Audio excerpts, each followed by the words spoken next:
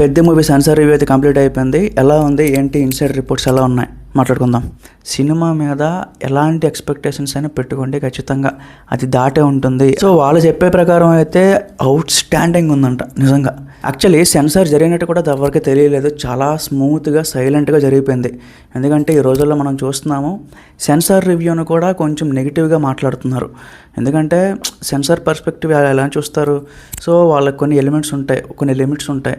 సినిమాలో ఏమైనా sexual scenes ఎక్కువ పెట్టారా, లేకపోతే ఏమైనా ఎవరినైనా మనోభావాలు దెబ్బతీసే విధంగా ఉన్నాయా, సో అలాంటి ఆస్పెక్ట్స్లో చూసేదాన్ని మనం సెన్సార్ రివ్యూ అంటాం. సో అవి ఏమీ లేకపోతే పర్మిషన్ ఇచ్చేస్తారు అది.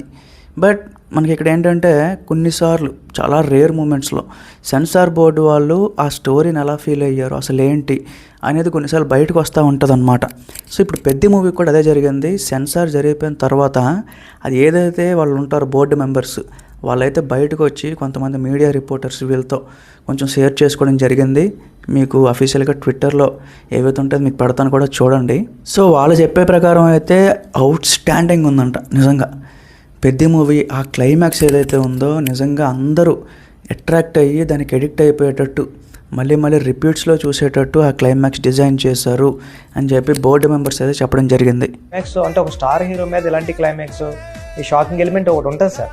సో బుచ్చిబాబు ఆల్రెడీ ముందు నుంచే మనకి చెప్తున్నాడు ఇంటర్వ్యూస్లో కూడా, క్లైమాక్స్లో ఒక చిన్న ఎలిమెంట్ ఉంటుంది, అది ఏ స్టార్ హీరో మీద పెట్టినా అది రిస్క్ అవుతుంది, కానీ చరణ్ గారు చాలా కాన్ఫిడెంట్గా ముందుకు వచ్చి అది చేయడం జరిగింది అని చెప్పి. సో చాలామంది బ్రెయిన్ లేకుండా మాట్లాడుతున్నారో తెలియదు. లెగ్స్ కట్ చేసేసిన తర్వాత పారా ఒలింపిక్స్కి వెళ్ళి అక్కడ మెడల్ సంపాదిస్తాడు అని చెప్పి బుర్ర లేకుండా అదే మాట్లాడుతున్నారు, అదే రుద్దుతున్నారు కావాలని.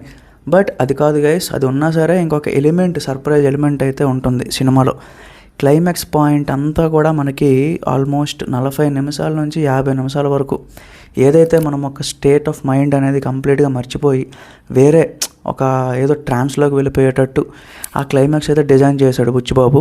మళ్ళీ చాలామంది ఏం మాట్లాడుతున్నారు, మన రాజాసాబ్కి ఇలానే అన్నారు, దేవరాకి మళ్ళీ అదే అన్నారు, క్లైమాక్స్ అని లేపారు, కానీ సినిమా చూసిన తర్వాత ఏ బొంగు లేదు అని చెప్పి. అఫ్కోర్స్ వాళ్ళు లేపారు, మీరు వెళ్ళారు చూశారు, కానీ ఇది ఇంకా మీరు చూడలేదు, చూసిన తర్వాత మాట్లాడండి. ఎందుకంటే ఈ సినిమాలో మనకు ట్రైలర్లో చూపించింది జస్ట్ 25-30% అంతే. బట్ అసలైన ఎలిమెంట్స్, అసలైనవన్నీ కూడా సినిమాలో ఉన్నాయి. మనకి చాలా సర్ప్రైజులు అయితే మనకైతే లోడ్ అవుతాయి, థియేటర్లో చూడాలి మనం. అది ఆ ఎక్స్పీరియన్స్ మనకు చాలా ఇంపార్టెంట్. దయచేసి ఎవరు అది స్పాయిల్ చేసుకోకండి. ఏదో రాస్తున్నారు, ఎక్కడ ఆర్టికల్స్ రాస్తున్నారు, లేకపోతే ఇంకెక్కడో ట్వీట్లు వేస్తున్నారు, ఇవన్నీ చూసి మీరు ఏంటంటే బుర్రపాటు చేసుకుంటున్నారు. అదేమీ కాదు గైస్, ఒరిజినల్ కంటెంట్ ఇంకా చాలా ఉంది, అది మీ ఎవరో చూడలేదు, మనం కూడా చూడలేదు.